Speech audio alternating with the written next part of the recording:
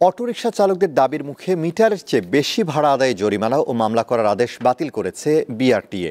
একই সাথে মিটার পদ্ধতি পুরোপুরি বাতিলের আশ্বাস দেওয়া হয়েছে। রবিবার সকালে অটোরিকশা চালকদের সড়ক অবরোধে বিপাকে পড়েন নগরবাসী। সিএনজি বা পেট্রোল চালিত অটোরিকশার চালক মিটারে বেশি ভাড়া আদায় করলে তার বিরুদ্ধে মামলা দিতে পুলিশকে নির্দেশ দিয়ে গত 11 ফেব্রুয়ারি চিঠি দেয় বাংলাদেশ সড়ক পরিবহন কর্তৃপক্ষ বিআরটিএ। সড়ক পরিবহন আইনে ভাড়া সংক্রান্ত অপরাধে চালকের বিরুদ্ধে সর্বোচ্চ 50,000 টাকা পর্যন্ত জরিমানার বিধান রয়েছে।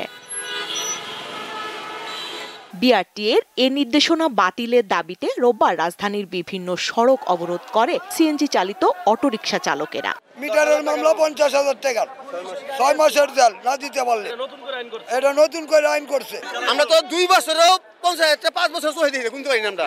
আর আঙ্গরে একটু অপরাধ হইলেই 50,000 জরিমানা কি সম্ভব? আমাদের এক কথায় এক দাবি, কোনো মিটার চলবে না, ঢাকার শহরে কোনো মিটার চলবে না।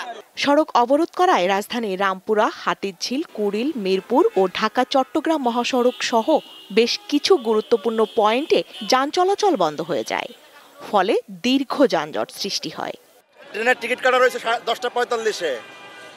আমি এখন ভেঙে ভেঙে যাচ্ছি।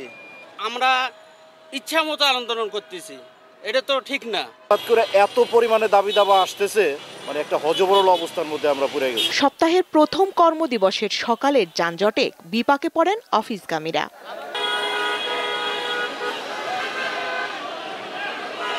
জনদুর্ভোগের বিষয় বিবেচনায় বিআরটিএর পক্ষ থেকে মামলা দেওয়ার আদেশ তুলে নেওয়ার বিজ্ঞপ্তি দিলে রাস্তা ছেড়ে দেন অটোরিকশা চালকেরা। আপনাদের এই অর্ডারটি বাতিল করা হয়েছে বিআরটিএ থেকে। আপাতত কোনো মামলা হবে না, এই প্রসঙ্গে কোনো রুজু হবে না মামলা। পরে আন্দোলনকারীরা বিআরটিএর প্রধান কার্যালয়ের সামনে বনানী সড়ক অবরোধ করেন। তাদের দাবির মুখে শুধু জরিমানা কিংবা মামলা নয়, মিটার পুরোপুরি বাতিলের দাবি মেনে নেওয়ার আশ্বাস দেয় বিআরটিএ। স্বস্তিকা সিংহ, দীপ্ত সংবাদ, ঢাকা।